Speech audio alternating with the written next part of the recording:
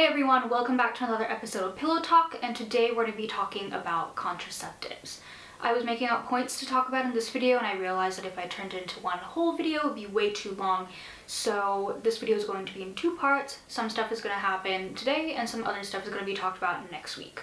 First and foremost, what is a contraceptive? A contraceptive is any sort of device that prevents uterine conception, also known as pregnancy. In this week's video in particular, I'm going to talk about the more basic ones that, you've probably heard in health class or elementary school, if not just really easy to find contraceptives that are widely talked about.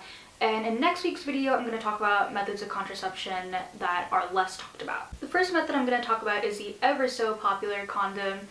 Condoms can prevent pregnancy, STIs, and STDs, so they basically do everything that needs to be done with a contraceptive. Now, I know a lot of people who have had some form of sexual education in middle school either got the abstinence talk or just really rudimentary information that ultimately isn't very helpful. And if you have seen a condom in health class previously, it probably would have gone something like, here's a condom, here's a banana, I'm going to show you how to put the condom on the banana, but ultimately don't have sex, which isn't really useful or helpful information when it comes to a time when you do want to have sex and you do need to know how to put on a condom. Now, after you've received the consent of whoever you're having sex with, that is most important. The next very important thing you should do is to check the expiration date on a condom. I know a lot of people don't think about this because you wouldn't think that a piece of latex with some lubricant on it would have an expiration date, but surprise, surprise, latex does have an expiration date. So that is the first thing you should do because an expired condom is more likely to break during intercourse, and you don't want that. The next thing you need to do after checking the expiration date is to, take out the condom and make sure you have it the right side up, because there is a right way and wrong way to put on a condom, and I'm going to show you a little demo here. This is a condom from Sustain Natural. It's their ultra thin lubricated condom, and it's made out of latex. And if you have the right side up, you'll see that it rolls upwards towards the tip. But if you have the wrong way, the rolled apart will be facing downward, the opposite way of the tip. If you really have to force the condom to fully roll it down, that probably means you have it on the wrong way, because if you have the right side up, it should be pretty easy to roll one down. And if you do make the mistake of putting it on the wrong way, take that one off, throw it in the trash, and start with a brand new one. Now that you know which way to put it on, here's a good tip.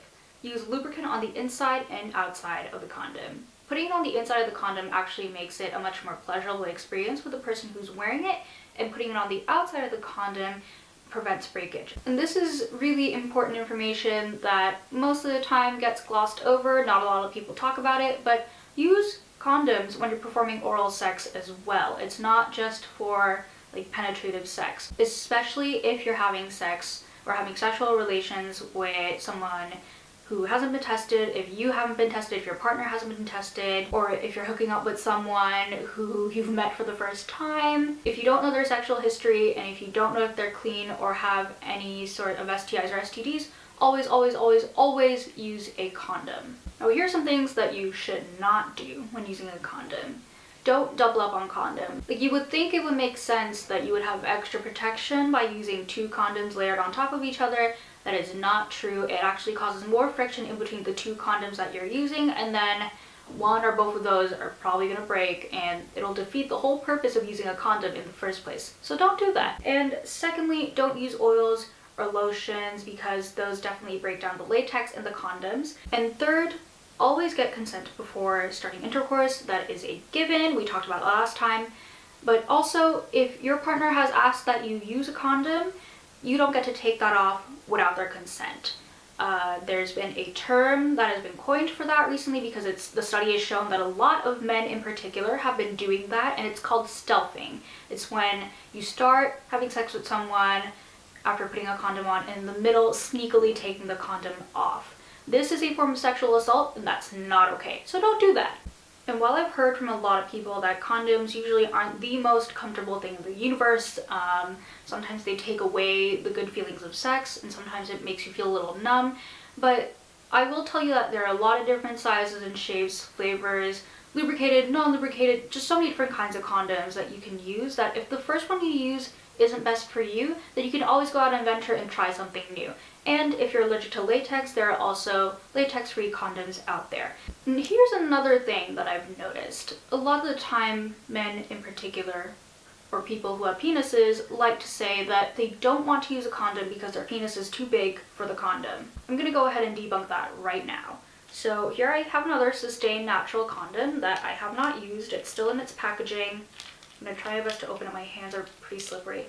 Oh yeah, and when you open it, don't use your teeth. Your teeth can be really harmful to these condoms and break them easily, so don't do that. Use your nails. You know what? I'm gonna stick my hand into it. Just gonna be careful because my nails have gotten pretty long, so I don't want to break it. Okay, so now I have my hand inside a condom. This is a ultra thin condom. You would think that this would break if my whole hand were in here, but actually, no. I can actually even move my hand like a puppet inside the condom, and it's still not breaking. So if you ever run into a situation where your partner is trying to bullshit you into not using a condom when you've asked them to do so, you do not have to do that. Do not ever feel guilty about making your partner wear a condom because your safety and your health comes first. Next up is dental dams. A dental dam is a square piece of latex or silicone if you're allergic to latex that you can put over your partner's mouth or genitalia if you're giving or receiving oral sex. And this is very effective at preventing STIs and STDs and not so much pregnancy. And these, I believe, are harder to find in the family planning aisle at any sort of CVS or Walgreens. You really have to search for it in there. So if you don't have any dental dams lying around for you to use, here's a DIY hack that you can use with a condom. I'm going to start with another one of these Sustain Natural condoms. I'm going to roll it out all the way so you can see the condom laid out flat. And we're going to make 2 incisions, one at the tip and one at the base of the rim. So when you cut those 2 pieces off, you'll end up with a cylinder. Now what you're going to do is cut down the length of the cylinder that you have left, and when you open it up, you're going to have this nice square piece of latex that you can use as a dental dam. And the last method of contraception I'm going to tell you about today is the birth control pill. The birth control pill is a great way to prevent pregnancy, but it does not protect against STIs or STDs, so always use a birth control pill and condoms together. The basic idea of how the birth control pill works is that it's a combination of estrogen and progesterone, and it basically prevents ovulation. So if you have no egg in your uterine lining, there's no way you can get pregnant. And it also thickens the mucus in your uterine lining so that if sperm does get into your uterus, it'll probably get caught in the mucus and not go all the way through. I don't have any pills with me on hand, so I'll insert a photo or a doodle right here just to demonstrate what they look like. And basically they come in packs of 3 rows or 4 rows. The first 3 rows are the ones that have the hormones in them. The tricky part about this is that you have to take your pills every day at the same time to ensure that you're using them correctly. Which you can believe, if you have a busy life, that's hard to remember. So that's when the 4th row comes in for the packs that do have the 4th row. The 4th row is basically fake pills. It's just nothing, but they're there to help you remember to take them every day. The birth control pill will regulate your body to have your period at that 28th day mark if it works correctly. So you'll have your period during that fake pill week, and then you'll start over again with a new pack. Now the good thing about birth control pills is that it also works its magic on a lot of other things that don't have to do with sex. Birth control pills are often used for people who have problems due to their hormonal imbalances. For instance, you could have really terrible hormonal acne, and by taking birth control pills, it can help with your acne. If you have really painful or really irregular periods, taking birth control pills will regulate that and hopefully alleviate pain.